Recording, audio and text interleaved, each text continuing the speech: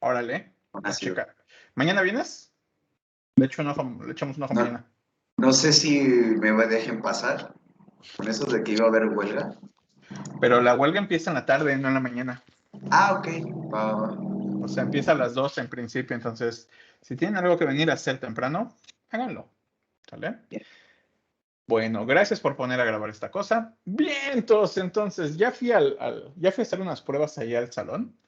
¿Y qué creen? Que resulta que sí hay señal de internet. Funciona bien, según dicen. Ok, pero pues hoy no vamos a tener sesión ahí arriba. Pero, en virtud de todo lo acontecido, vamos a poner una actividad. No es como castigo, de por sí lo vamos a hacer. En los materiales de la clase he puesto un artículo que se llama una breve descripción del PAT. Este es un artículo muy sencillito, la verdad es que está muy relax. Y entonces, como por si sí o por si no, échenle un ojo, revísenlo y vamos a hacer de ahí un resumen, una cuartilla. Bueno, de hecho, 2 cuartillas. ¿De acuerdo? Entonces, pongámosle fecha. ¿Cuándo lo entregamos? ¿Cuándo les gusta? Para que yo genere la tarea en el Teams y me lo puedan entregar por esa vía.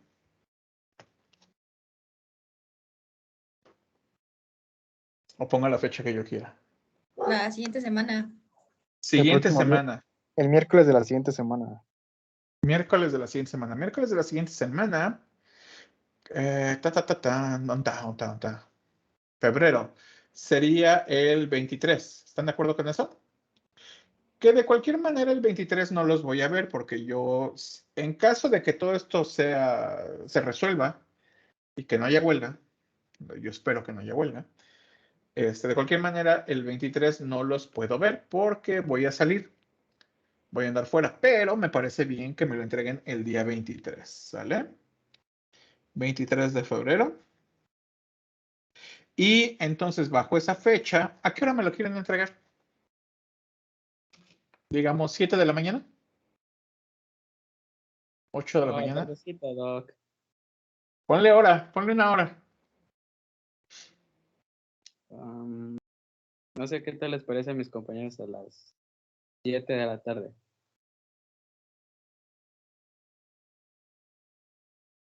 A ver, les voy a dar 2 minutos para que lo piensen.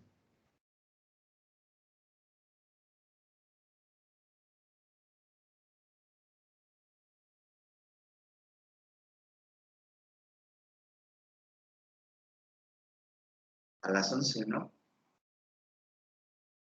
Bueno, como quieran. A las 11:59. Podría ser, podría ser.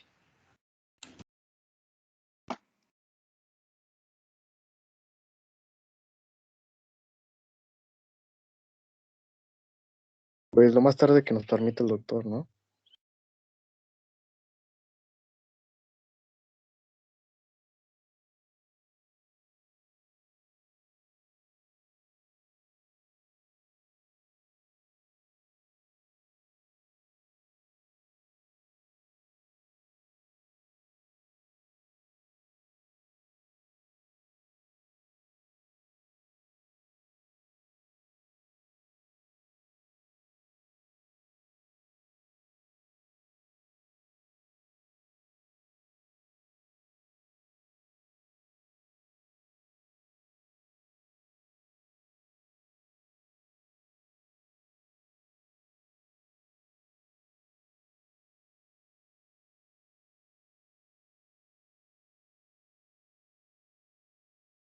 ¿Listos? ¿A qué hora les parece?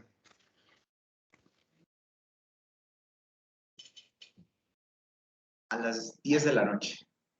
A las 10 de la noche. Ok. Digo, van a tener tiempo porque no les voy a dar clase. Suponiendo ¿cómo se llama? Que no haya huelga. Lo que sí es que sería la única tarea según entiendo, si no hay huelga, no podemos, si hay huelga, no podemos tener clase. Entonces, lo que sí les encargaría es de que me entreguen este resumen para tener algo al menos con que evaluarles en caso de que sea larga la cosa esta, ¿no? La primera parte del curso. Es que siempre es necesario tener al menos un elemento para evaluación, por esa razón, ¿sale? Muy bien, entonces hoy vamos a continuar con la parte del PAT. La verdad es de que yo lo traía todo preparado como para que fuera presencial, pero pues ya con las herramientas que tenemos no es tan conflictivo el asunto. Entonces, la semana pasada, déjenme, les proyecto. Tan, tan, tan, tan. La semana pasada habíamos estado platicando. Aquí está. ¿Ya lo ven? Supongo que sí. Habíamos estado platicando acerca de esta situación, acerca del buque, ¿no?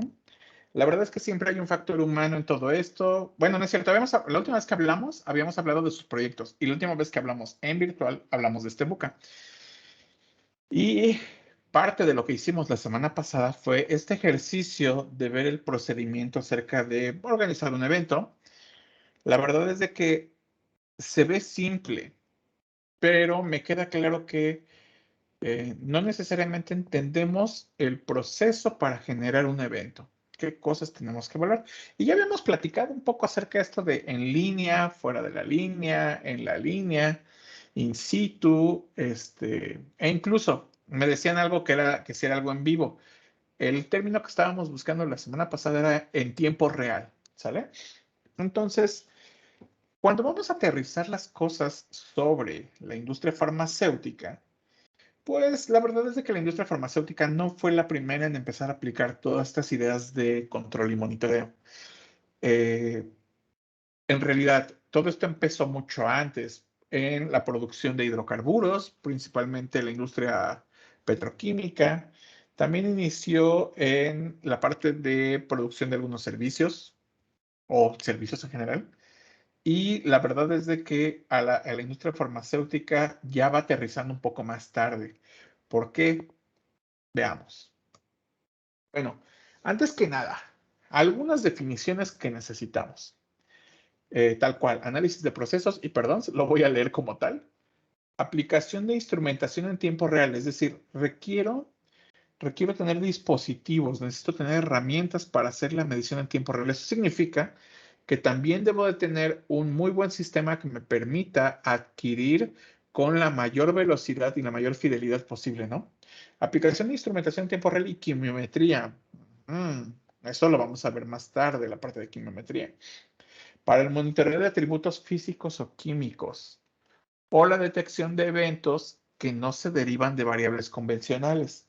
Por variables convencionales, temperatura, presión, flujo, volúmenes incluso. ¿Por qué? Porque esos yo los puedo controlar desde el principio, ¿no? Era lo que, si se acuerdan de la fisicoquímica, yo les decía, bueno, pues es que trabajamos generalmente a temperatura ambiente, una atmósfera de presión, o ya cuando se trabaja a distintas temperaturas o distintas presiones, yo lo puedo controlar, ¿no? Desde entonces estamos pensando en el control, pero ahora yo lo que quiero ver en análisis de proceso es aquellas variables que no son convencionales y que yo puedo ir monitoreando en tiempo real. Ahora, eso es análisis de proceso. Cuando yo hablo del PAT, es decir, de las tecnologías analíticas de proceso, ahora sí estoy hablando del conjunto de herramientas y principios. ¿Para qué las quiero? Para el control y entendimiento del proceso, es decir, quiero hacer ese análisis de proceso, pero a través de esas herramientas y esos principios. Eso es lo que lo hace complicado. ¿Por qué? Porque básicamente en la parte de farmacia no estoy solamente viendo cosas químicas, cosas físicas. Por ejemplo, en hidrocarburos hay muchos parámetros que son muy sencillos, básicamente todos ellos físicos, mientras que en farmacia voy a tener la bronca de que mis ingredientes principales, que en este caso son el fármaco, pues la verdad es de que varía de una cosa a otra, ¿no? El ácido acetilsalicílico muy poco se parece al a los ingredientes de tratamientos contra cáncer. Entonces, ¿qué cosas, qué herramientas sí puedo utilizar? Esto es lo que lo vuelve complicado. Si bien la ingeniería, la quimiometría, análisis de riesgos y automatización de procesos son importantes, pero aquí, básicamente en este curso, lo que necesitamos son esas herramientas y principios. Porque de nuevo, son las tecnologías para el análisis del proceso. No vamos a hacer el análisis del proceso, sino a revisar las tecnologías asociadas y parte de las matemáticas, ya lo habíamos dicho antes. Tal vez algunas de las cosas que platicamos a veces de manera somera es el asunto del costo. Si lo piensan bien, la semana pasada hablamos acerca de, ay, sí, qué bonito tu proceso, pero ¿qué crees? Que nunca hablamos, en realidad nunca hablamos de los costos. ¿Alguien se detuvo a pensar en los costos? Por ejemplo, el presupuesto. Alguien que diga, ah, sí, yo lo estuve pensando muy detalladamente y ya no supe qué pasó ahí. Nadie me dijo nada de los costos. Entonces, en ese sentido, pues el costo se vuelve una situación crítica. Y a final de cuentas, algo que yo quiero es, si bien voy a generar un producto o voy a ofrecer un servicio, pero la verdad es de que eso conlleva dinero, ¿no? Y en el sentido de dinero es cuánto voy a meter, en sentido de inversión, cuánto voy a recuperar. Entonces, lo que presenta esta tabla, que de hecho me la robé, es el análisis del proceso por costo de manufactura. Entonces, aquí lo que les estoy mostrando es el rubro en el lado izquierdo y la aplicación de análisis de proceso para tiempo real. Entonces, aun cuando parece absurdo, podemos ampliar el proceso o podemos anidar un proceso dentro de una gran cantidad de procesos de tal suerte que yo podría ver incluso a la farmacoquímica o a la industria como una matriz donde yo siempre tengo un ingreso, que es la recepción de materiales, cualesquiera que estos sean, y que involucran identificación, necesitan calidad, control de calidad y control de atributos, calidad de atributos. La manufactura, si se fijan, aquí tengo estos rubros de aquí, que finalmente, pues es lo que yo quiero hacer, ¿no? Yo parto de unos ciertos ingredientes y a partir de eso voy a tener la generación de mi producto y tengo que checar los puntos de inicio y de final, la detección de fallas, es importantísimo, la detección de fallas, porque quiero controlar eso, ¿no? La tendencia de atributos, bueno, esto lo vamos a platicar un poquito más adelante. Y el control del proceso, es decir, quiero conocer cómo puedo hacer la mejora del proceso. Porque, ok, todos los procesos tienen fallas. Pero algo que es importante en análisis de procesos es que yo toda la información que tenga, no solamente la tenga como un dato, sino que además la tenga como, como información o conocimiento, así le llaman ahora, como conocimiento que me permita tomar la decisión y la mejora continua. ¿De acuerdo? Ese término lo han escuchado un montón de veces, mejora continua. Liberación de producto, pues bueno, este es el que todos estamos acostumbrados. De hecho, muchas veces el control de la calidad, pues solamente se va sobre este muchacho de aquí, ¿no? Que no está mal, porque finalmente es el producto que yo quiero sacar al mercado, o el servicio que quiero liberar, o ofrecer. Y finalmente, si pienso en todos estos gastos y en todas estas inversiones, hay cosas que también tengo que estar monitoreando. Por ejemplo, esto que llamamos las operaciones de planta, esto de acá, que no es otra cosa más que la calidad del agua. Y este de aquí, aunque se ve bien inocente, hay tesis completas acerca de esto, que es la verificación de la limpieza. Dirán, bueno, pero pues, ¿qué onda con eso? Imagínense lo siguiente. Ustedes tienen un reactor en el cual están llevando la síntesis o la producción de de un paso de reacción, paso de síntesis o el fármaco completo. Y entonces algo que no quieren es que esté sucio. ¿Por qué? Porque no quiero tener contaminantes de un proceso anterior. Vaya, así como ustedes en su cocina utilizan una olla para preparar frijoles, la misma olla la utilizan para preparar sopa y la misma olla la utilizan para hacer atole. ¿Qué es lo que deben de evitar? Y de hecho, les ha pasado con los cuchillos.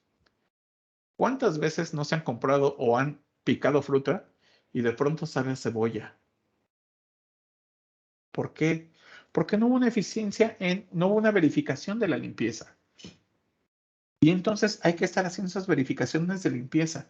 Hay procedimientos validados y verificados y calificados, todo lo que ustedes quieran, con respecto a la limpieza. Entonces, estas que son acciones muy simples, la verdad es de que me dan ganancia tanto en tiempo como en producción y por tanto también en los costos, ¿sale? También están lo que es el desperdicio, el monitoreo de los desperdicios y por tanto también, esto es algo que debieron haber visto, espero yo, con Patch en su momento, la situación de los residuos peligrosos y el cumplimiento y monitoreo ambiental. Es decir, ¿qué tanto estoy afectando?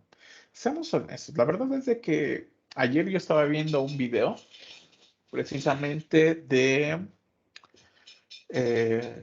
¿cómo le llaman? La moda fast track o la moda rápida. Es decir, todas aquellas prendas que se liberan continuamente para la venta porque son innovaciones o porque es la tendencia en la moda. Y hablaban acerca de ciertos productos y que esos productos se obtienen a partir de la celulosa.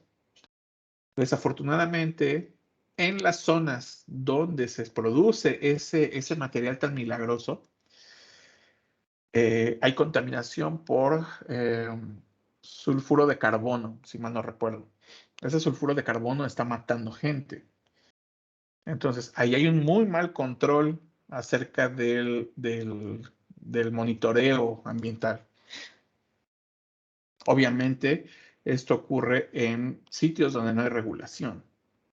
La idea sería que el impacto que tengamos nosotros sea lo más bajo posible. Sin embargo, no todas las empresas lo cumplen, ¿de acuerdo? Entonces, este último es un atributo que, con tal de tener un mejor costo o un mejor control de gastos, la verdad es que muchas industrias aquí y en muchos sitios de los países en desarrollo no lo cumplen, ¿vale? Entonces, hay muchas cosas que controlar dentro de la industria, dentro de los procesos, ¿sale? Y no quiero que echemos en saco roto todo este asunto de los equipos y del proceso que ustedes me dieron.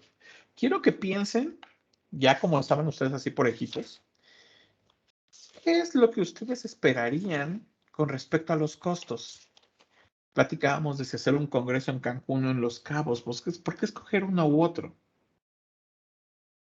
¿Qué tan más caro, qué tan menos caro? ¿Cuánto tendría que invertir para hacer eventos de ese estilo?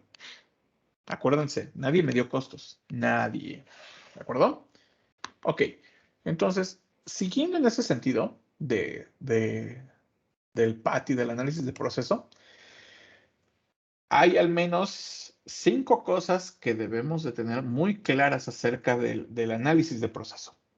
Y obviamente esto va asociado a las tecnologías. Las 3 principales, bueno, no las 3 principales, más bien las 3 que son como las vertientes que nos atañen a nosotros, sería el instrumento de proceso, este de aquí. ¿Por qué? Porque esencialmente lo que yo quiero es saber cuál es el instrumento al cual voy a estar dedicado. De tal suerte que tengo que conocer su uso y por tanto también debo de poder hacer al menos una aproximación a la implementación de estos instrumentos. ¿De acuerdo? Aquí yo les preguntaría, ¿ustedes saben qué características requiere un instrumento para poder determinar la presencia de un ingrediente o de otro? Yo estoy bajo la suposición de que ustedes ya tomaron los cursos de todas estas técnicas o hay algunos que están tomando incluso cursos ahorita de algunas técnicas, por ejemplo, los que están tomando elucidación de estructuras. ¿Qué características debe de tener el equipo? Ojo, el equipo y también la técnica. Y obviamente, a partir del instrumento, yo puedo generar una aplicación o una aproximación a la aplicación. Pero también necesito, para hacer esa aproximación, necesito la adquisición de datos. ¿Por qué? Porque es a partir de estos tres, del instrumento, de su implementación y de los datos que yo adquiera, que yo voy a poder hacer el procesamiento de esos datos y a partir de esos voy a tener la información. Entonces, a mí ahorita me interesan estos tres de arriba, ¿sale? Y una vez que yo tenga procesamiento de datos y criminalmetría, ahora sí, desarrollemos un método. Es decir, voy a tratar de llevar esto a una situación más arriba. Voy a escalarlo, ya sea que al inicio la aproximación sea en mini y después lo quiera llevar hacia algo más grande, ¿no? Tal vez ya producción industrial. Ok. ¿Qué cosas son importantes cuando hablamos acerca de análisis de proyectos? Bueno, proyectos de análisis de procesos, perdón. Entonces, aquí algo que es bien importante y que tiene que ver, si se fijan, los cuatro tienen que ver, los primeros tres tienen que ver con el personal. Es decir, los humanos que estamos atrás del instrumento. El primero es un alto grado de atención al detalle y planeación. ¿Por qué? Porque yo necesito conocer los detalles mínimos, perdón, la mayor cantidad de detalles acerca de mis materiales, de las condiciones de proceso y de las posibles variables que pueden estar afectando a mi proceso. ¿De acuerdo? Yo podré conocer toda la ingeniería para el transporte del material, pero si no conozco la característica de las moléculas o la característica molecular que quiero determinar para poder establecer, no sé, composición, identidad química o cualquier otra situación, ¿de qué sirve? Y en ese sentido, un tanto pensando en este ejercicio de la semana pasada, ¿cuánta atención al detalle tuvieron ustedes? Por ahí vi a alguien que agarró y hasta se pusieron a ver vestidos de novia. Ok, ¿ese detalle de qué me sirve? O sea, la selección del vestido, la realidad es que ese le corresponde a la novia, ¿no? La novia tiene que elegir. El que está generando el proceso o el que está monitoreando el proceso y llevándolo a cabo, ¿debe preocuparse por el vestido de novia? Sí, ¿por qué? No, ¿por qué? Rosaura, te escucho. ¿No está Rosaura?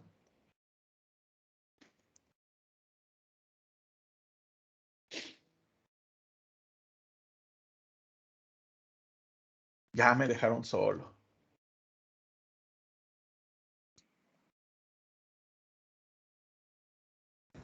¿Me escucha? Sí, te escucho claro y fuerte. Platícame.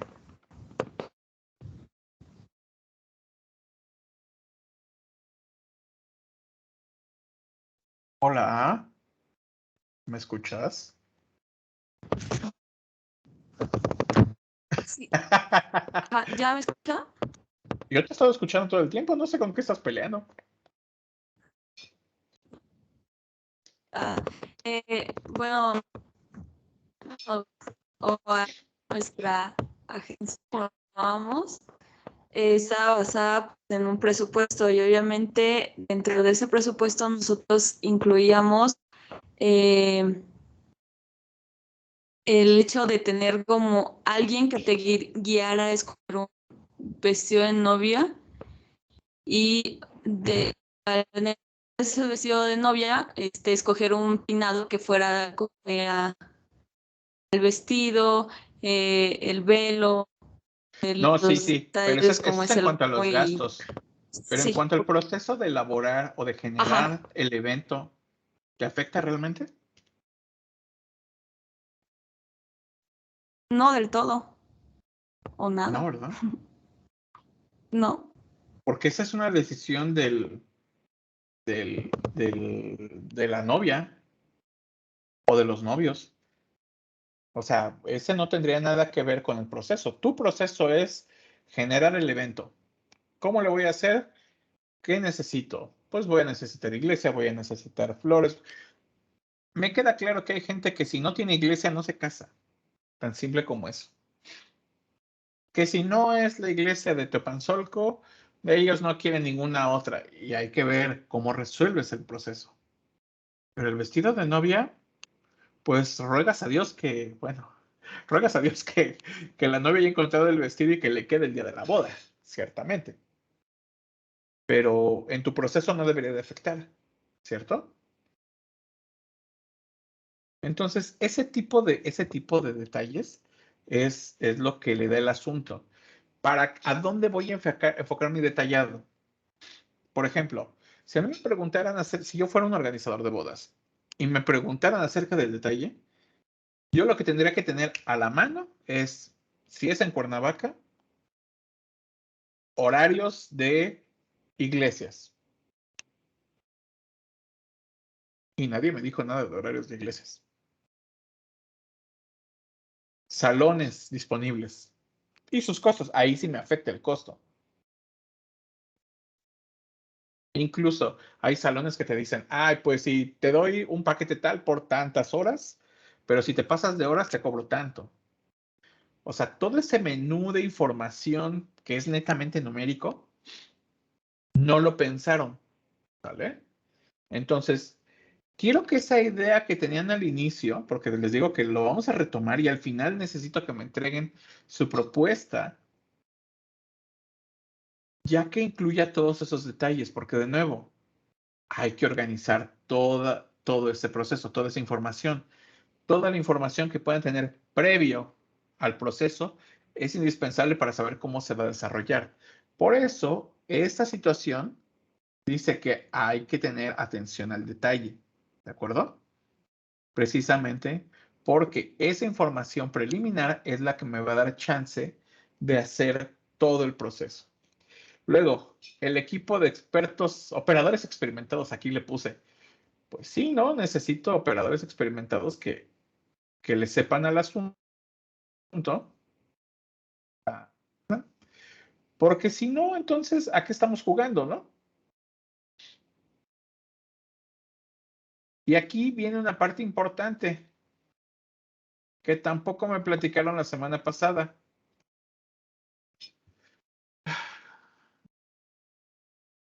Algo que me dijeron es, ¿alguien pasó a presentar? Y no dijeron, tal persona se encarga de tal cosa, tal persona se encarga de tal cosa. Asignación de actividades. En función de su experiencia y de su conocimiento. Ok, el ejercicio que hicimos, pues vaya, ninguno de ustedes es experto en algo, pero sí podrían haber hecho una asignación de qué se encarga de hacer cada uno, ¿sale? Y de hecho lo han trabajado en otras ocasiones. Yo cada año, antes de la pandemia, de hecho ahorita platicamos de eso porque no me queda claro, todas las generaciones agarraban y armaban un comité y ese comité lo primero que hacía era empezar a buscar opciones y de esas opciones empezaban a armar presupuestos y veían cuánto tenían que colaborar cada quien, buscaban como un representante general y luego buscaban un tesorero. De alguna manera casi intuitiva, saben cómo se tiene que hacer.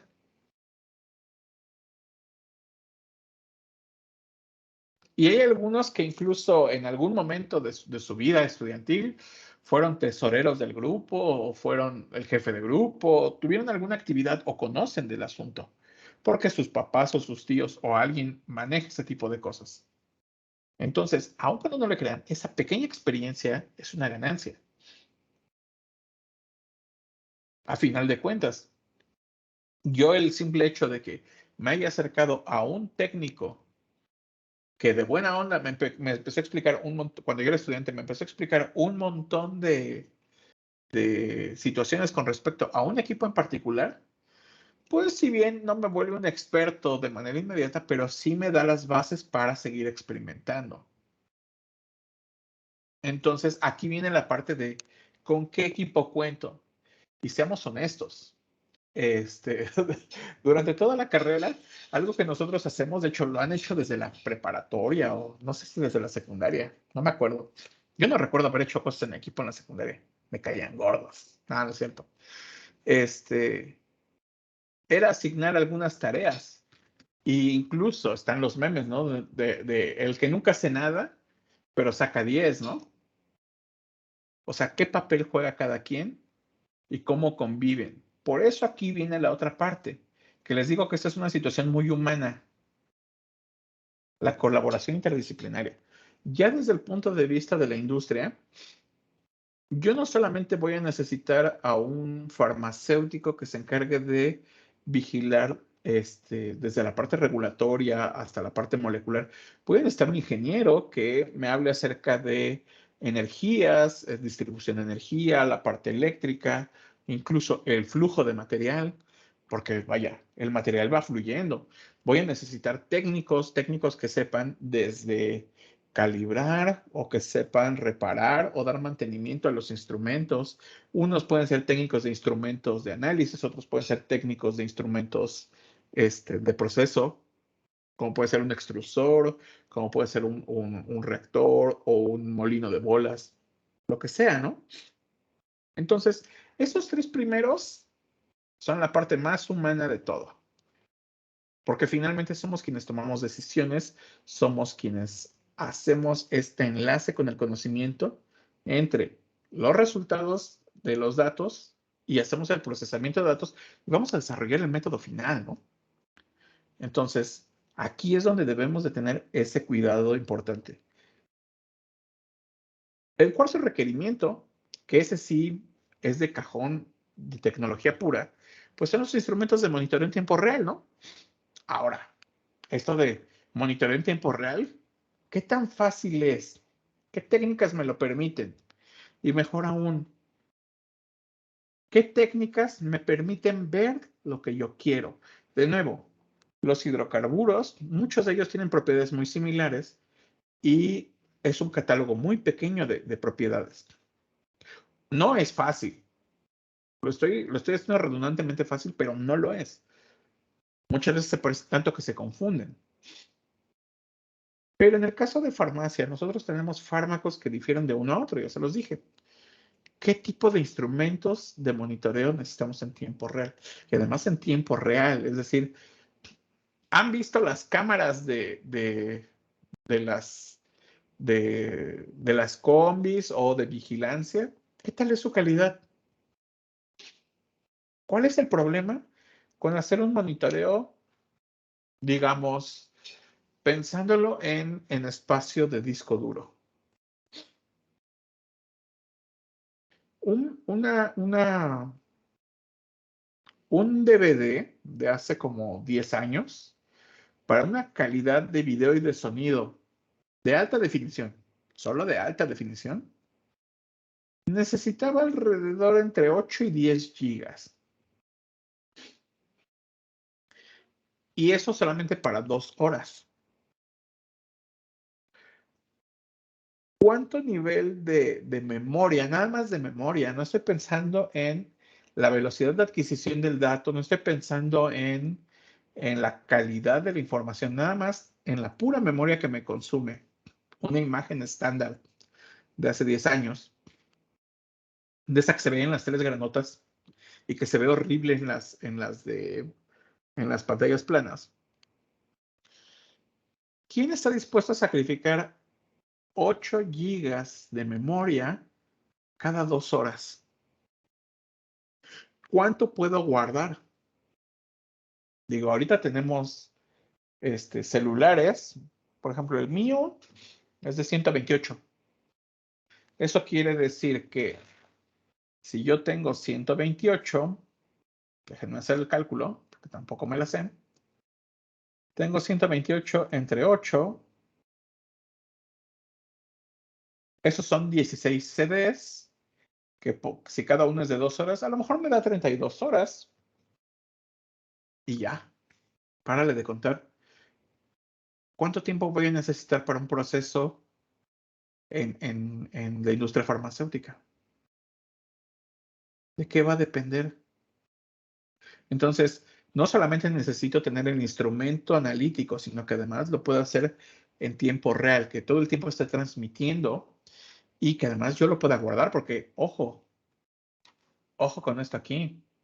Una cosa es la adquisición, pero después, de alguna manera, hay que hacer el procesamiento. Y esto va a consumir tiempo de cómputo y recursos de cómputo.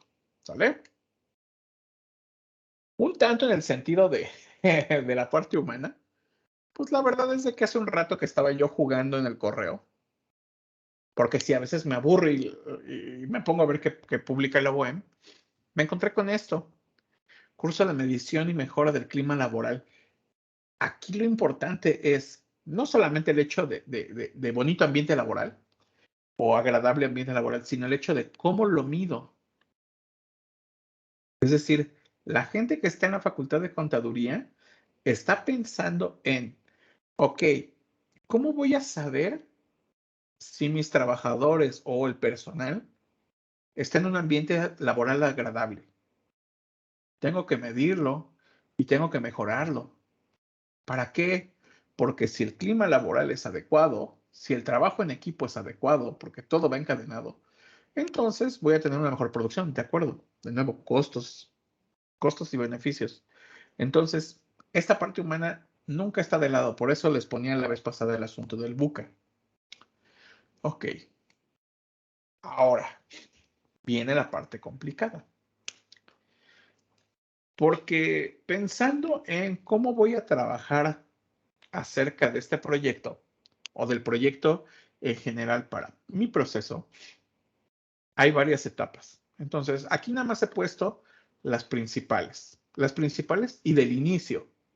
O sea, ni siquiera he puesto nada con respecto a la parte de análisis de datos, ¿sale?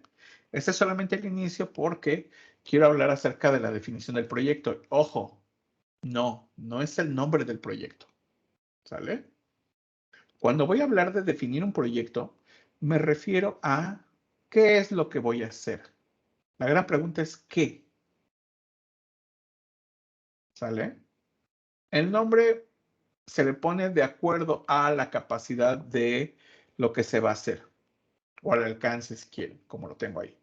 Pero no se trata de poner un proyecto. Piénsenlo como en términos del manuscrito de tesis o el que ustedes tienen que entregar, que es el anteproyecto.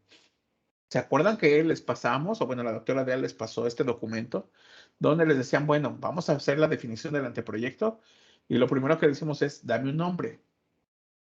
El nombre es lo de menos muchas veces, pero me da las palabras para empezar a entender qué es lo que hay. Pero no es solamente el nombre.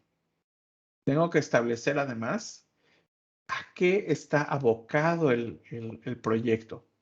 Entonces, a veces en el nombre, no sé, sales o cocristales o tecnologías de proceso o fabricación de formulaciones nanolipídicas, pues sí, esa es la etiqueta.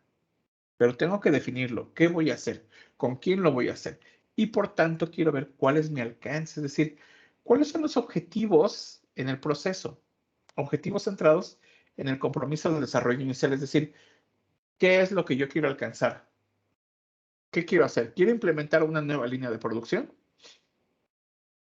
¿Quiero establecer la calidad del método de producción porque algo está fallando en las líneas principales o en el método principal que se está utilizando actualmente?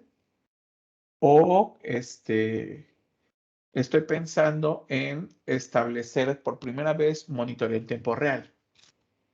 ¿Qué es lo que quiero? ¿De acuerdo?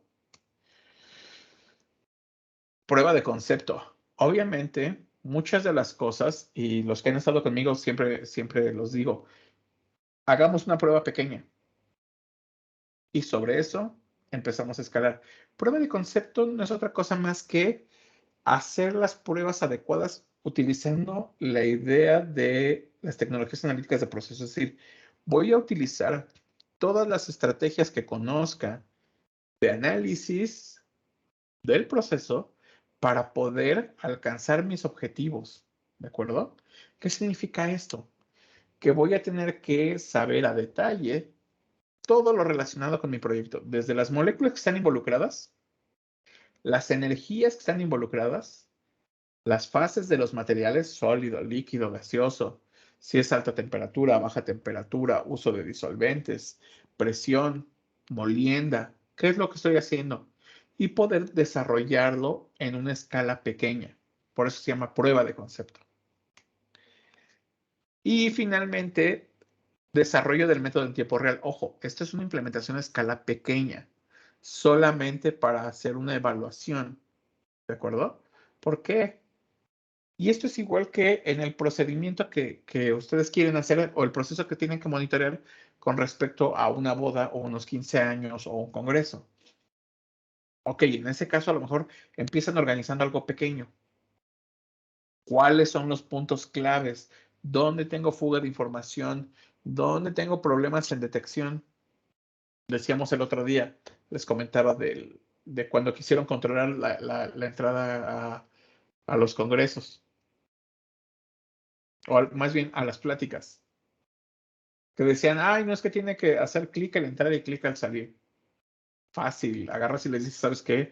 Voy al baño, dame un minuto y no volvías. O sea, esa es una, ¿cómo se llama? Una fuga en tu registro, porque ya no estás monitoreando adecuadamente. Entonces, esa implementación en pequeño a través de estas estrategias de tecnología es lo que me va a permitir hacer una primera evaluación.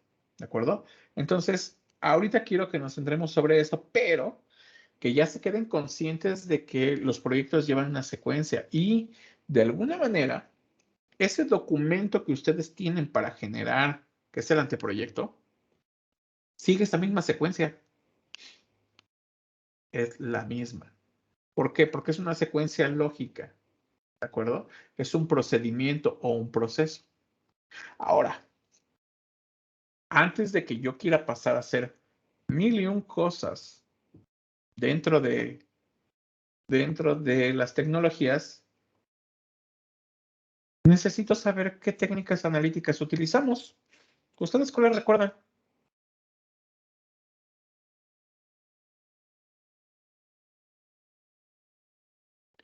¿Qué técnicas analíticas recuerdan? Espectroscopía UV, por ejemplo. Ok, digamos espectroscopía UV. ¿Cuál otra? El HPLC, usar el HPLC. Cromatografía. HPLC. Ok. ¿Cuál otra?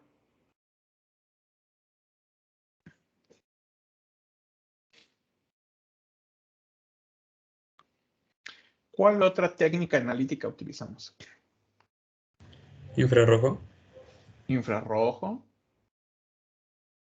¿Qué otra utilizamos? Resonancia magnética nuclear. Resonancia magnética nuclear. Esto es una N, parezca lo que parezca. Ajá. ¿Qué otra? Difracción de rayos X. ¿De qué? ¿Así? ¿Las dos? ¿Cualquiera de las dos?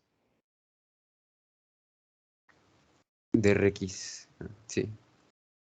Ok. ¿Cuál otra? La semana pasada alguien me decía, es que yo hago esas cosas y ya estoy leyendo. Y me dijeron una técnica. ¿Cuál era? Era una chica que estaba hacia el frente, que ni me acuerdo quién era.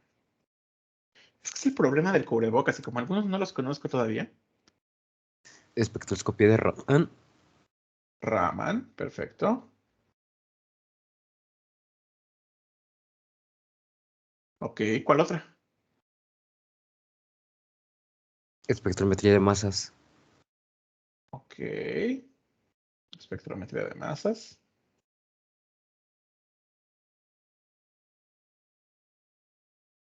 ¿Alguna otra? ¿Cuál se acuerdan? ¿Los demás no se acuerdan de ninguna? No puedo creerlo. Sin mi amiga Marta, y mi amiga Yesenia, y no sé si el doctor Calorimetría Julio. diferencial de barrido. Calorimetría diferencial de barrido, ok. Y termograviometría. DSC, TGA. Ajá, ¿cuál otra?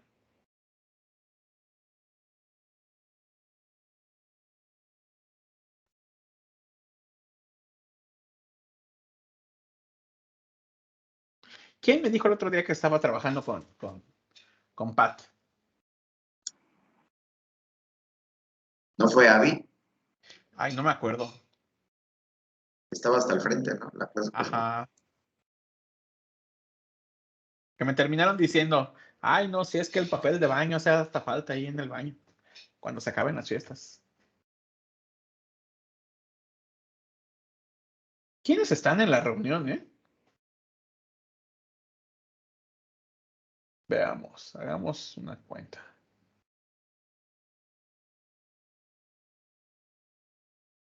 ¿Quiénes estamos? Preguntémosle a quien sí sabe. Digamos, Carol, ¿qué otra técnica te acuerdas? ¿O ya son todas las técnicas que hay?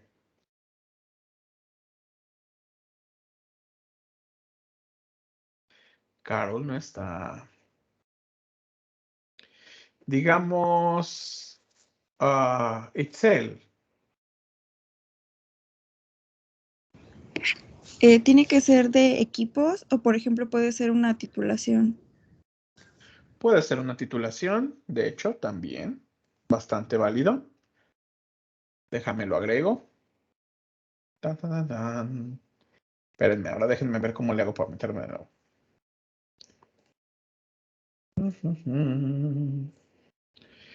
Puede ser una Aquí titulación. el doctor no podía prender mi micrófono. Acaba Ay, de reaccionar. ajá, ajá. Sí, de verdad. Es que tengo muy lento, está muy lento mi internet. Titulación, puede ser titulación ácido base. Ok. ¿Qué otra? ¿Qué otra se les antoja? La refractometría. ¿Podría ser la ultrafiltración? A ver, refractometría, es decir, índice de refracción. Índice de refracción. ¿Cuál me decías? ¿La ultrafiltración? Ultrafiltración, ok. Ya no sé escribir. Ultrafiltración. ¿Cuál otra? ¿Cuál otra se saben? También entra cromatografía en capa fina y en columna. Entonces la voy a poner por acá, que digamos que es TLC y cromatografía en columna. Ajá. ¿Qué otras técnicas analíticas se Puede saben? ser fluorimetría y quimioluminiscencia. Fluorometría. Bueno, fluorescencia, ¿no? En general. Ajá. Fluorescencia. ¿Qué otras se saben? Microscopía. Microscopía, ok, vamos a ponerla. Ya estoy escribiendo como doctor, perdonen. Microscopía, ¿cuál otra?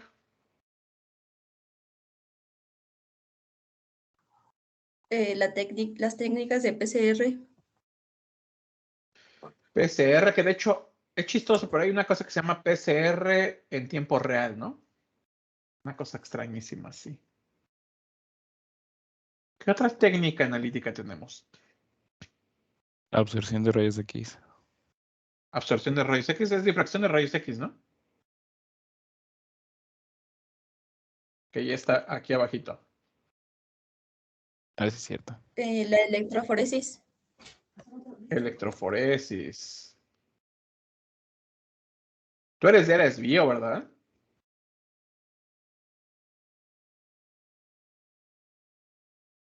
¿Qué otra?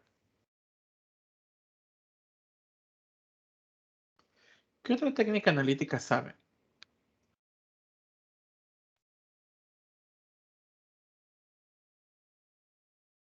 Bueno, vamos a dejarlas ahí por el momento.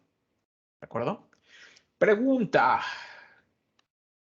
¿Cuáles de esas me sirven realmente para cuantificar? HPLC. Ok, HPLC solito, es decir, cualquiera de las cromatografías solita. No, debe ir acoplado con otra técnica, como por ejemplo IR o V, que va a ser nuestro detector. O B. Como tal, si bien el sistema de bombas y la columna de HPLC me ayuda a hacer la separación de mezclas, pero como tal, la técnica que hace el análisis de esa mezcla es el detector, ¿no? Que puede ser, es la sección del detector, que puede ser un ultravioleta, o puede ser uno por índice de refracción, o algo parecido, o puede ser uno acoplado con un detector de masas, ¿cierto? Eso en el caso del HPLC, ahí el que juega es el detector. En el caso de cromatografía de capa fina, ¿quién es el detector?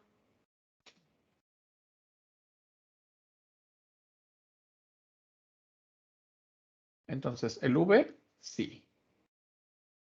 En capa fina sería el método que utilicemos para revelar la plaquita, ¿no? Ok. ¿Y qué métodos hay? UV, por calor, métodos químicos, reveladores, pues, Con yodo. con Ok, yodo. pero necesito algo colorimétrico o algo que me indique la presencia, ¿no? Y de hecho, si tú utilizas, por ejemplo, en el caso de una cromatografía de capa fina, necesitas que tenga un indicador, ¿no?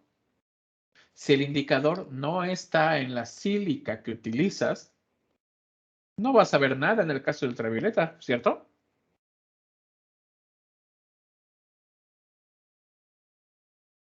¿O me equivoco? Nada, tienes razón. Ahí va a depender como de qué es lo que estamos leyendo. Va a ser el método que vamos a utilizar. Exacto, porque resulta que yo podría comprar placas de TLC sin indicador y va a servir para lo mismo, ¿no? Lo pongo abajo de una lámpara ultravioleta y no me va a dar nada. Ahí lo que esperaría es que el compuesto tuviera absorción, pero si absorbe, entonces debería de haber manchas oscuras. Ahí necesito revelado químico, ¿cierto? Entonces sigo utilizando una técnica óptica que generalmente es ultravioleta. De hecho, ultravioleta visible. Y en la cromatografía en columna, ¿cómo detecto?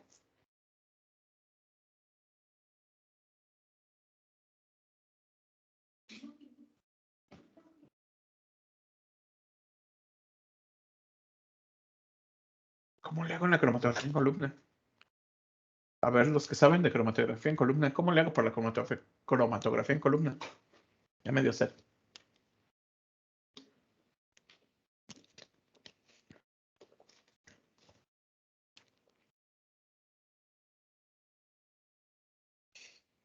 De la cromatografía en columna, ¿puedo obtener algo que pueda yo monitorear inmediatamente? Lo que hago es que tomo una muestra, fíjate, fíjense, en la cromatografía en columna, lo que estoy haciendo es un proceso de separación, ¿no? Igual que en el HPLC. Entonces, lo que estoy monitoreando en la de columna es, voy a tomar una muestra para monitorear el proceso de separación y lo paso por otra cromatografía, que en este caso es una de capa fina, y lo revelo con un indicador que generalmente es ultravioleta o es químico o es por calor, me decían hace un momento, pero de alguna manera es visual, ¿no? Entonces, aquí en realidad lo importante es la capacidad de que yo pueda ver la presencia de lo que esté yo buscando, ¿no? Electroforesis. ¿Cómo funciona la electroforesis? Pues la electroforesis de alguna manera también es una especie de cromatografía, ¿no? Y entonces ahí, ¿cómo hago el monitoreo?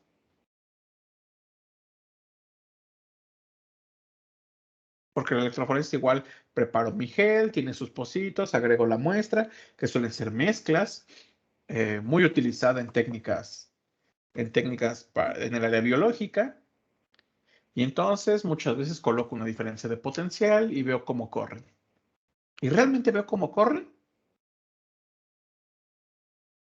¿O veo el final cuando ya acabó la corrida? El final. ¿Cierto, verdad? Veo el final.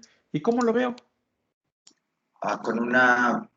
olvidé el nombre, pero se somete a radiación Con una ultravioleta. lámpara UV. Ajá. Y entonces, vuelvo al UV, ¿no? De nuevo, la electroforesis es una técnica de separación.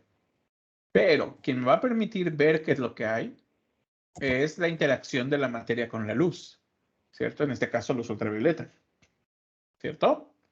PCR, ¿cómo le hago para el PCR?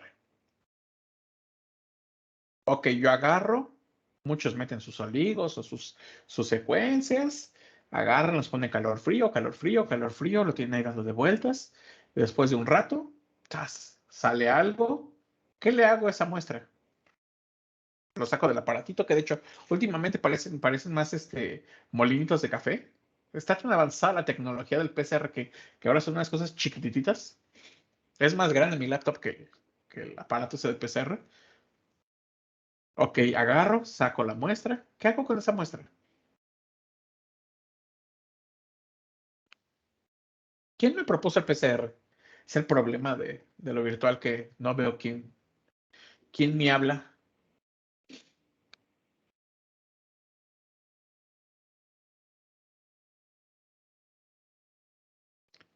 Entonces, ¿cómo le hace el PCR?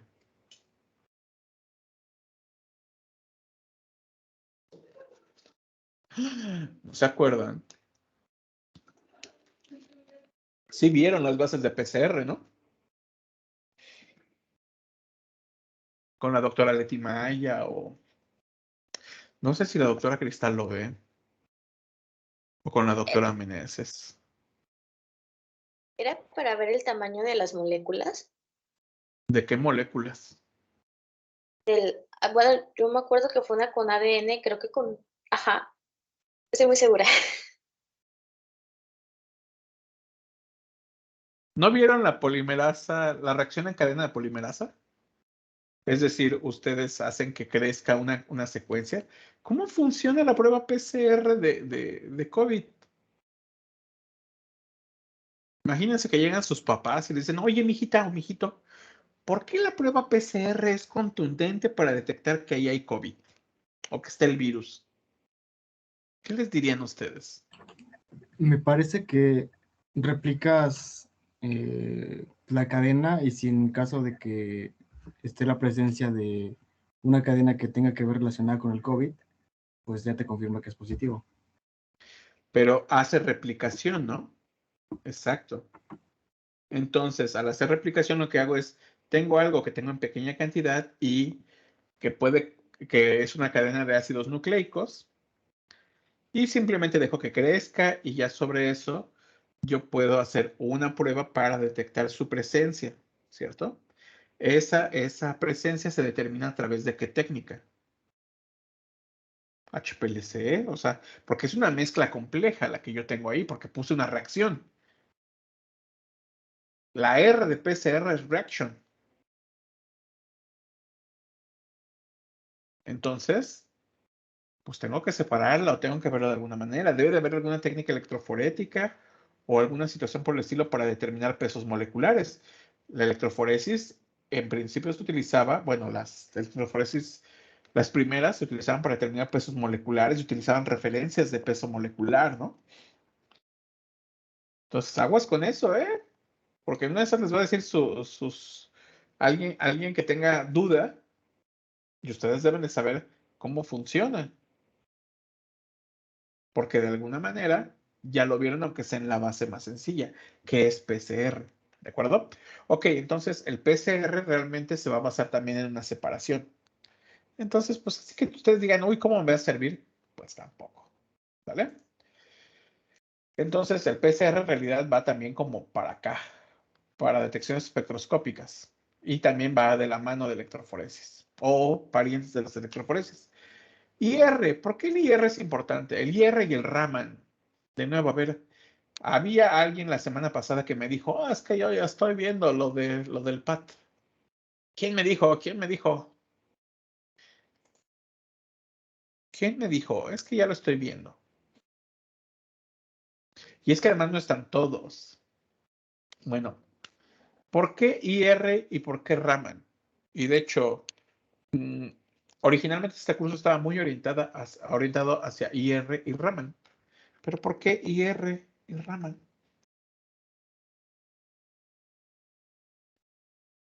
¿Qué hace la técnica de infrarrojo?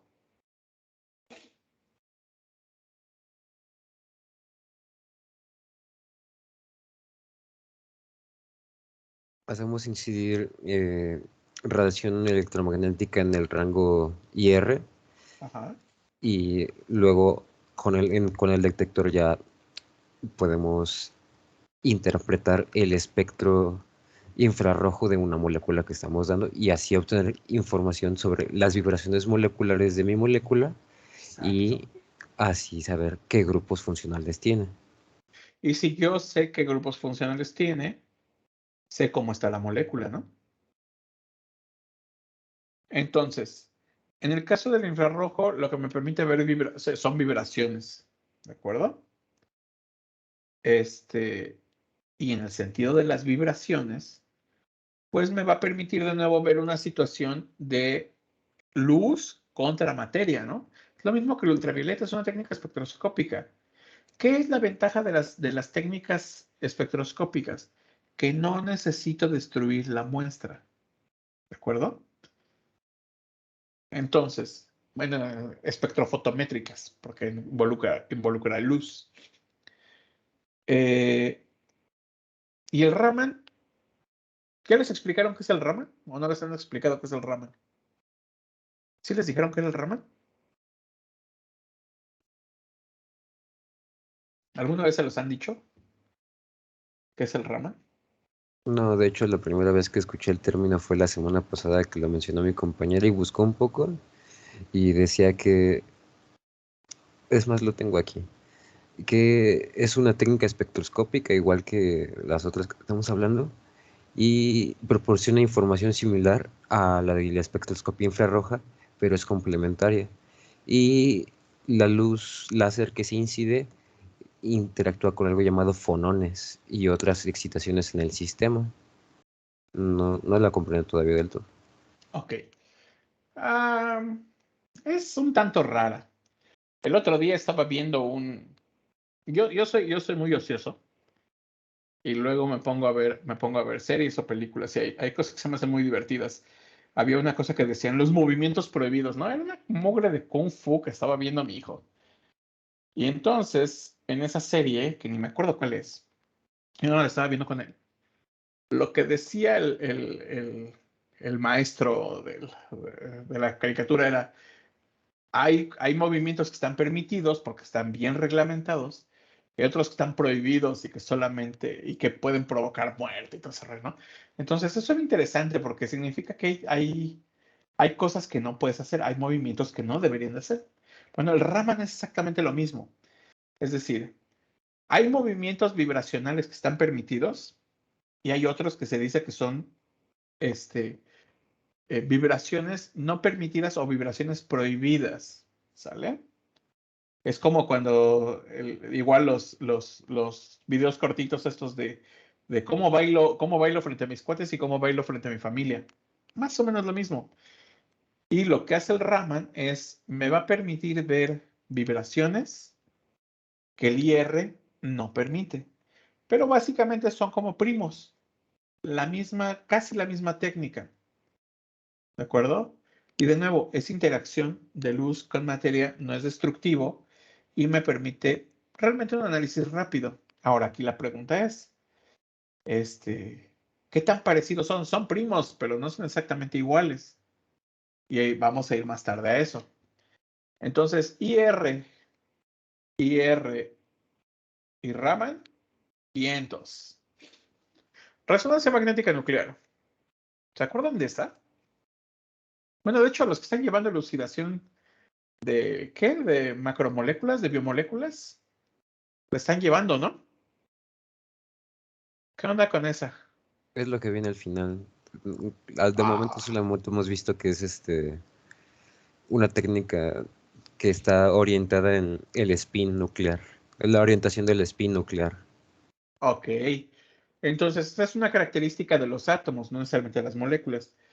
De nuevo, es interacción de luz con la materia, no es destructiva. ¿Cuál es el problema? Que requiere de átomos especiales, de los isótopos. Vaya, si es hidrógeno, no hay problema. Si es carbono, no es el carbono 12, que tiene una abundancia muy, muy grande. Necesitamos carbono 13. Y eso nos mete en un montón de broncas porque el carbono 13 es poco abundante.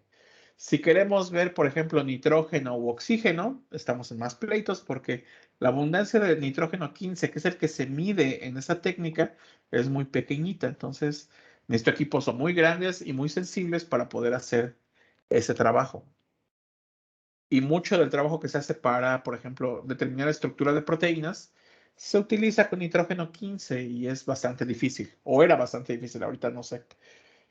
Entonces se requiere condiciones especiales, pero sigue siendo interacción de luz, de radiación electromagnética con la materia. Entonces, todavía ese pega, va bien.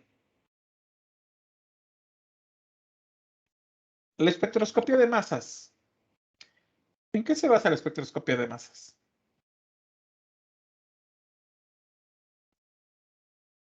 Bueno, la espectroscopia de masas es una técnica destructiva que consiste en ionizar primero tenemos que ionizar la molécula, me parece, y vamos a hacerle incidir o golpearla con iones y vamos a irla fragmentando, y esos fragmentos son los que vamos a medir el peso de esos fragmentos, y esta no es como las otras técnicas espectroscópicas en las que nosotros podíamos colocar una muestra y al final de la medición recuperarla.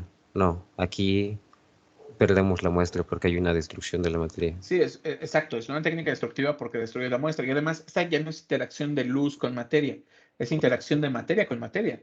La técnica básica, o bueno, la técnica inicial era tomas un montón de electrones y le avientas de balazos a las moléculas, ¿no? Las rompes y entonces generas fragmentos y con esos fragmentos tú puedes detectar el tamaño o el peso de cada fragmento y podías ver cuál era la molécula que estaba ahí.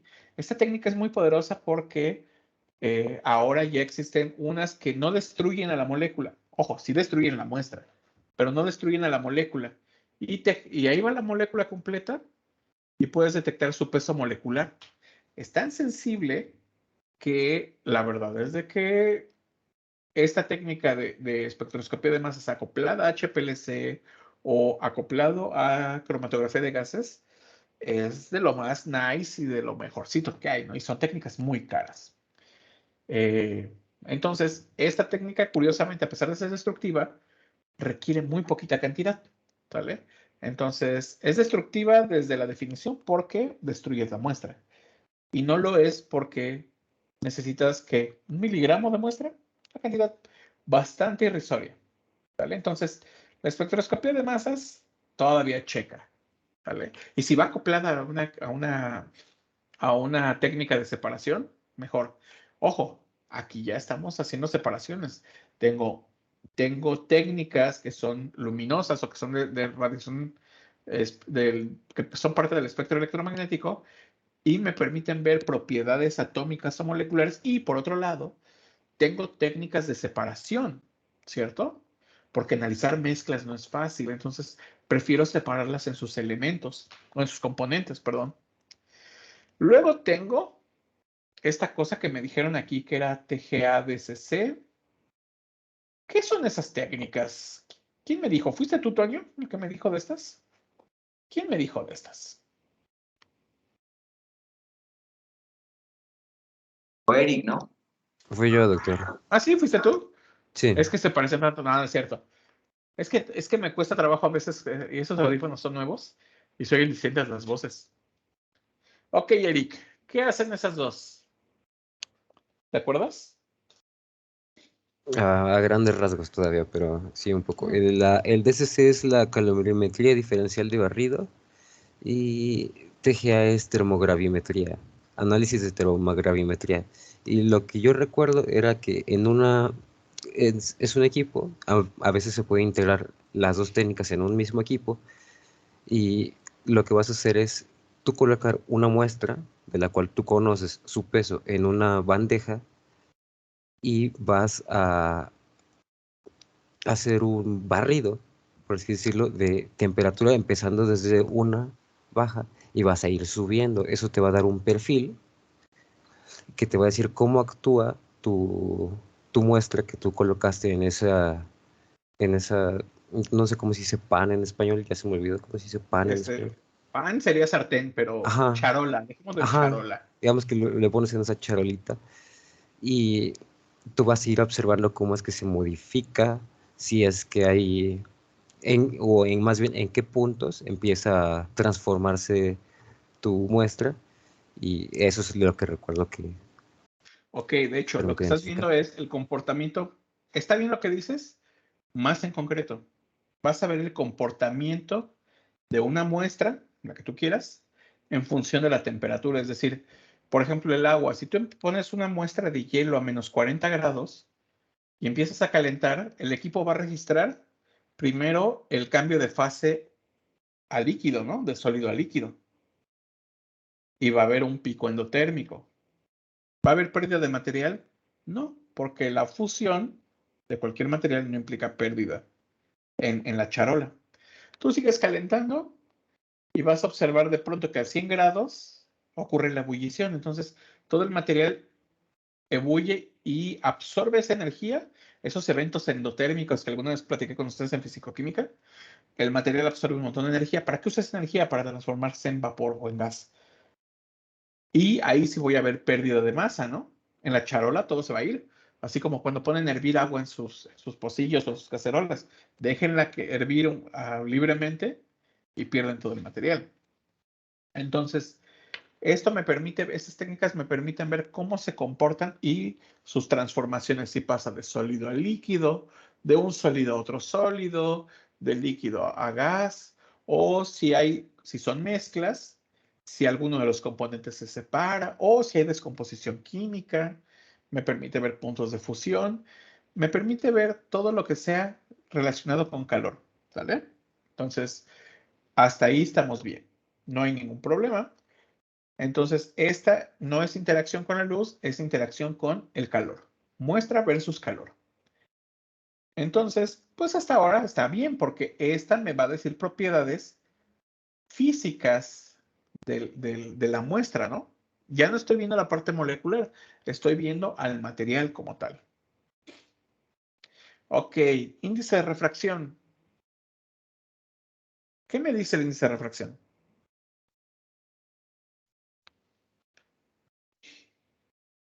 El ángulo en el que una molécula va pues, refractar un haz de luz cuando éste incide en ella. Ok. ¿Y para qué me sirve? Bueno, cada molécula tiene su IR específico. En este caso sirve también como identificación. En este caso tal vez de pureza. Ok, pero por ejemplo, yo puedo tener dos sustancias con el mismo índice de refracción.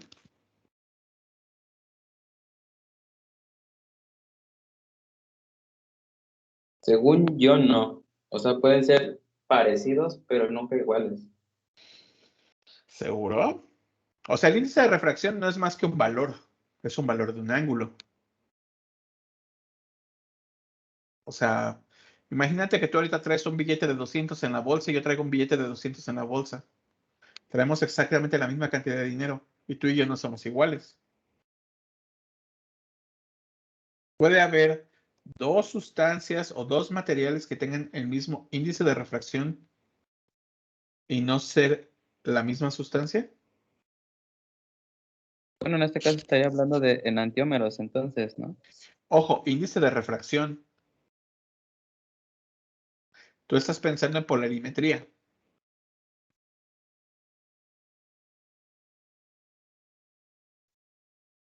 El índice de refracción, ustedes nunca metieron. Ay, lástima que aquí no puedo. Ah, bueno, de hecho, no sé si se alcanza.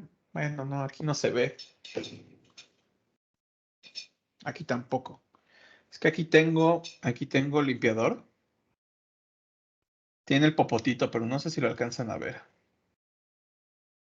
No sé si alcanzan a ver que se ve como cortado justo aquí. ¿Han visto ese experimento donde tienen un vaso de agua y meten un lápiz? Y el lápiz, ¡tum!, parecía que estuviera quebrado. ¿Lo han visto o lo han hecho alguna vez? Nunca, ¿eh? Lo he visto, nada más. Sí, yo lo he visto. Que de plano, así, tienen su vasito de agua. Y entonces, déjenme usar otro color. Y entonces resulta que, ay, este color no es bueno. Tienen ustedes su lápiz, que está metido así. Y de pronto ya dentro del agua aparece como si estuviera quebrado. Aquí voy a poner una pequeña línea, porque en principio el lápiz debería de seguir esta dirección, ¿no? Y resulta que esto genera un ángulo aquí.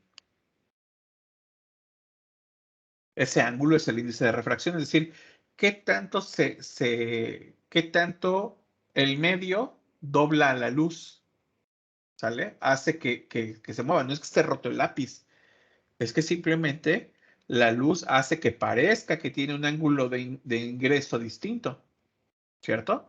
Algo así nos pasa, por ejemplo, con el sol. Nosotros vemos en la mañana o en el amanecer o en el atardecer al sol en el horizonte, pero realmente no está donde lo vemos. Está o un poco más abajo o un poco más arriba. ¿Por qué? Porque la luz del sol tiene que atravesar la atmósfera, viene desde el espacio y viene en el vacío y de pronto entra en la atmósfera y se quiebra la luz, toma un ángulo distinto. Algo similar pasa, por ejemplo, con los prismas. Newton hizo usó esa propiedad óptica para separar la luz blanca en los 7 colores del arco iris y que nos dieron ahora la bandera de la diversidad. Pero bueno, independientemente de eso, lo que está ocurriendo es de que cada región del visible pues tiene un índice de refracción distinto y se separa, ¿no? Entonces, el índice de refracción no tiene que ver con la quiralidad, tiene que ver con el medio, con el material en el cual se está moviendo la luz. ¿De acuerdo? Entonces, por ejemplo, el índice de refracción se utiliza mucho para líquidos, por ejemplo, como la miel, como el etanol, como mezclas, por ejemplo, incluso vinos o café. Vas con tu aparatito, que es una cosa muy chiquitita, parece más bien un silbato. ¿Saben cómo? Es la mira de un microscopio, pero nada más la primera sección. Y entonces colocan la muestra en el objetivo, que no es otra cosa más que una lente sencilla, y la ven a través de la luz, y entonces aparece el ángulo de refracción. Tan simple como eso, ese angulito alfa. ¿Sale? Y curiosamente, el índice de refracción es una de las técnicas que se utilizan para monitorear los líquidos. En alimentos es súper utilizado. Miel, bebidas alcohólicas, incluso café. Cuando hay cuando se hacen las preparaciones de bebidas de café, para ver algunas de sus propiedades, se checa el índice de refracción. ¿Qué otra cosa? No me acuerdo cuál otro. Generalmente líquidos, pero el índice de refracción no me dice nada acerca de la molécula como tal. O sea, no me dice una cosa particular de los componentes. Me dice del material completo. Obviamente, si yo en lugar de tener un vaso de agua, tengo un vaso con etanol o un vaso con metanol o alguna otra cosa, pues el índice de refracción cambia porque para sustancias puras es único. Pero eso no significa que las mezclas no puedan tener valores de índice de refracción similares. ¿De acuerdo? Entonces ahí hay que tener cuidado porque tú lo estás confundiendo con otra cosa que se llama rotación óptica. Y la rotación óptica, esta me sirve para observar enantiómeros. ¿Sale? Esta rotación óptica también me sirve para ver soluciones líquidas, pero me dice algo sobre los componentes quirales ahí adentro. ¿Sale? Revisen muy bien esas diferencias en cuestiones ópticas. Yo sé que a lo mejor algunas no se las dieron o no se las dieron como debían. Yo les diría, hagan recuperen esta lista y vean en qué están basados. ¿De acuerdo? Luego, fluorescencia. ¿La fluorescencia en qué se basa?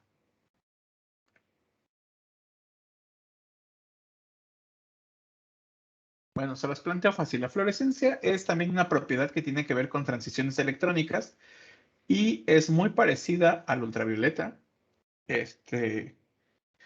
Y nos permite ver, incluso se utilizan algunos sensores fluorescentes, por ejemplo, en el caso de bacterias y determinaciones de algunos procesos biológicos se utiliza la fluorescencia, o en algunas moléculas, en algunos procedimientos en química y también en farmacia, se utiliza para determinar la presencia de ciertas entidades moleculares, pero es complicada. Ultrafiltración, ¿qué onda con esa, ¿Esa será una técnica de separación o será una técnica de identificación del material? ¿Cómo ven la ultrafiltración? Es una técnica de separación.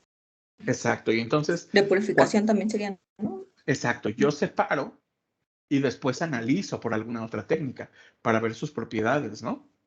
Entonces, esa no, esa tan... Es buena para cuando quiero separar, pero para analizar la muestra, pues no me sirve de mucho, ¿cierto?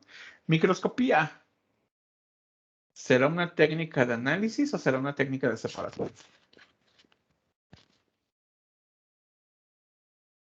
Pues en general en microscopía son análisis, ¿no? Va a depender de qué querramos ver. Es el tipo de microscopía que vamos a utilizar. Podemos utilizar un microscopio simple para ver cosas como las celulitas de la cascarita de la cebolla o del corcho, o algunos elementos presentes, algunos elementos grandes presentes en algunos líquidos, como en el caso de emulsiones, cosas así, ¿no?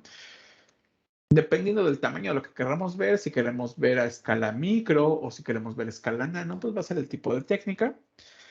Pero esta sí es complicada. E incluso hay microscopía que va acoplada a Raman, hay microscopía que va acoplada a IR para poder ver la presencia de ciertos fragmentos moleculares.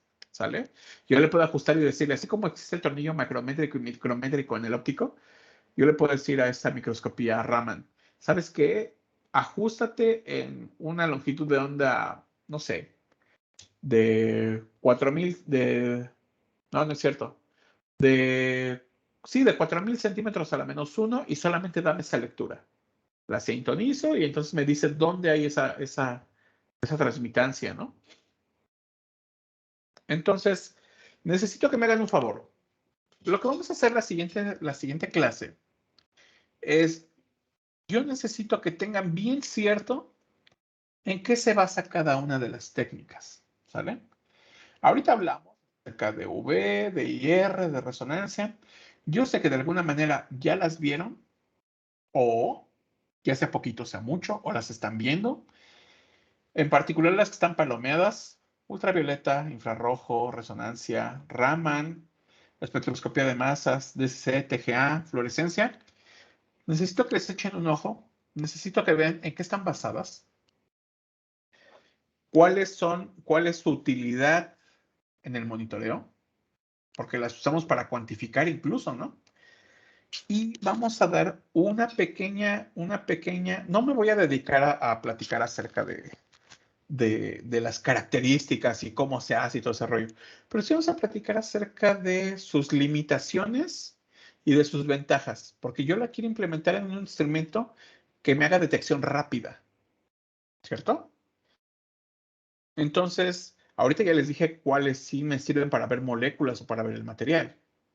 Entonces, me van a permitir monitorear. Puedo hacer también la separación de mezclas como HPLC, como electroforesis, como ultrapurificación. Pueden sernos útiles, pero al final la identificación va a ser otra cosa, ¿no? Entonces, me voy a centrar en aquellas que me van a dar algo. Entonces, por favor, necesito que piensen en qué se basa el ultravioleta, en qué se basa el infrarrojo. Averigüen cómo funcionan los instrumentos en general y si existen algunos de flujo continuo. ¿De acuerdo?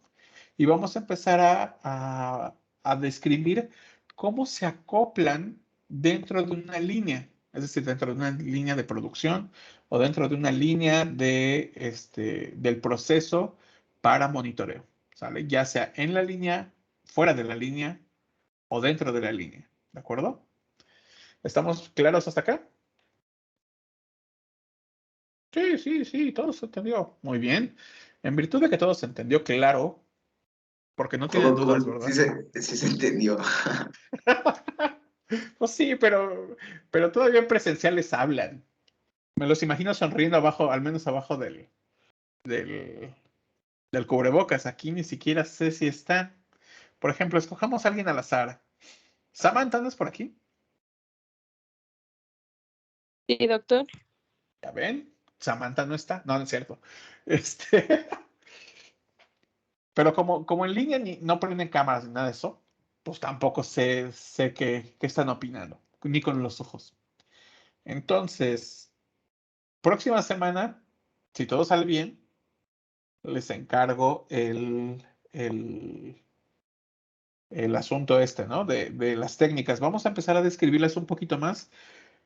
¿Cuáles son ventajosas? ¿Cuáles no? En función de en qué se basan. ¿Y cuáles en particular algunas de ellas sus desventajas? ¿Por qué? Porque hay unas que se ven súper bonitas que dicen, esta seguro pega. Y la verdad es que no. ¿Y qué cosas pueden ver? O sea, hay cosas que un infrarrojo nunca va a poder ver. No va a poder medir en la vida. Como por ejemplo, si ustedes quisieran ver el contenido de una sal o la presencia de una sal simple, no lo van a ver. Entonces, ¿qué técnica tengo que utilizar en función de qué es lo que tengo? Por eso les decía, la parte farmacéutica es un poquito más complicada. Y solamente me voy a dedicar a eso. No voy a ver para nada lo que hay con respecto a la técnica en el grueso. O sea, todo eso en principio o ya lo tienen o lo podrían buscar. Yo solamente voy a ver ventajas y desventajas dentro de la línea. Y sobre eso ya después vamos a ver cálculos. ¿De acuerdo? Por cierto, por ahí, como les prometí, hagamos algo. Cuando lo quieran virtual, la clase, avísenme con tiempo. Porque de cualquier manera yo tengo que venir a firmar. Y la verdad es de que a veces voy a planear cosas con proyectorio y a veces voy a planear cosas a plumón alzado. Entonces, afortunadamente tenía todo ahorita preparado para que fuera virtual, pero no siempre va a ser así. Entonces, avísenme con al menos 5 horas de anticipación si van a querer la clase en modo virtual. ¿De acuerdo? Para que yo pueda tener las cosas medianamente listas. ¿Estamos de acuerdo? Sí, estamos de acuerdo. Sí, de Órale. acuerdo. Vale. Entonces, eso es una cosa. Y la otra es, les he dejado por ahí en los materiales de la clase un pequeño artículo que se llama ¿qué es? Una breve historia del PAT o una breve perspectiva del PAT. Entonces, resumen de artículo. Para que le vayan echando un ojo y vayan tratando de introducirse un poco más en este asunto. Más tarde les voy a dar las características del resumen. Yo les diría, vayan leyéndolo, vayan comprendiéndolo y sobre eso ya lo pongo como una tarea en el Teams para que ustedes lo suban en formato PDF. ¿De acuerdo? De mientras, el asunto de la huelga, en principio se resuelve mañana. Mañana empezaría a las 12 del día y es todo lo que sé.